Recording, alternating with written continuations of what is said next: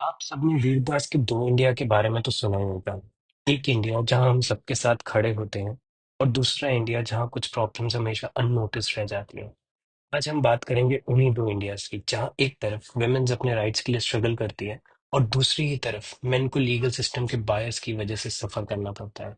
मेरा ये वीडियो बनाने का मकसद किसी औरत के दर्द को कम दिखाना बिल्कुल नहीं है। मैं इस बात को पूरी तरह से समझता हूँ और मानता हूँ और हमेशा विमेन के खिलाफ होने वाले क्राइम्स के लिए जस्टिस की लड़ाई लड़नी चाहिए। लेकिन इसका मतलब ये नहीं कि हम मेन के खिलाफ होने वाले क्राइम्स को नजरअंदाज कर दें। एक तरफ है डोमेस्टिक वायलेंस और डोरी हरेसमेंट के विक्टिम्स और दूसरी तरफ है वो मर्द जो फॉल्स एलिगेशंस और बायस लॉस के नीचे दब रहे हैं। तो सवाल ये है, क्या हम सिर्फ एक जेंडर के पेन को एक्नॉलेज कर रहे हैं या दोनों के लिए इंसाफ का डिमांड करना चाहिए? सबसे पहले बात करते हैं पहले इंडिया की। विमेन का स्ट्रगल रियल है।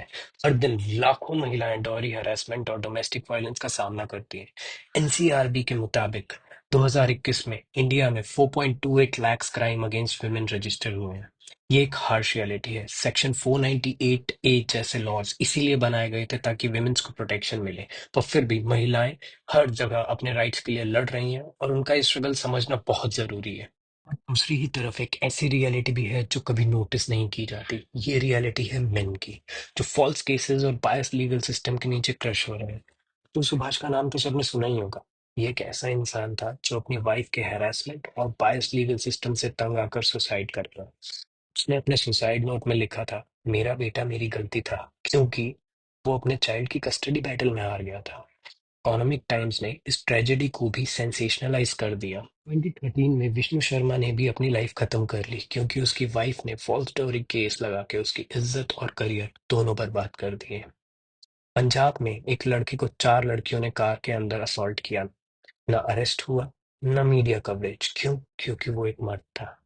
ये सब एक पैटर्न दिखाता है। हमारी सोसाइटी और लॉस सिर्फ एक जेंडर के पेन को रिकॉग्नाइज करते हैं। मर्द के लिए ना कोई आवाज उठती है और ना ही इंसाफ मिलता है।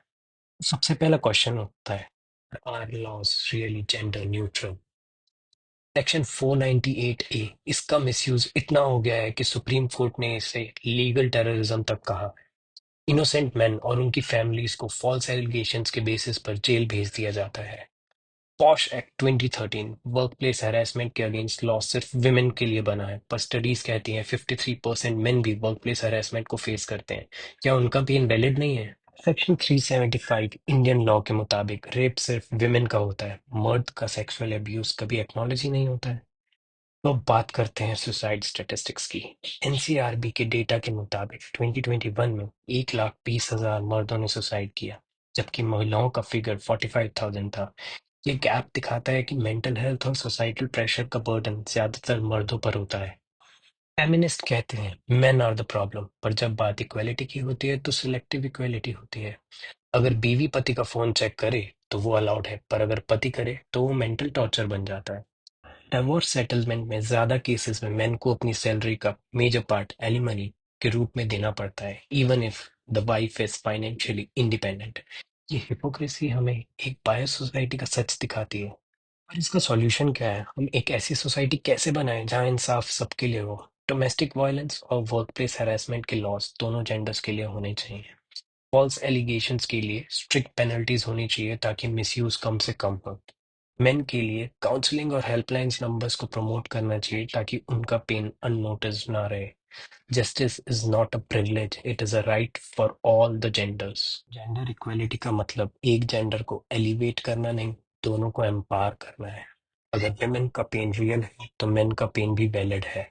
हमारी सोसाइटी तभी प्रोग्रेस करेगी जब हम दोनों जेंडर्स के लिए न्यूट्रल लॉज और फेयर लॉज बनाएंगे।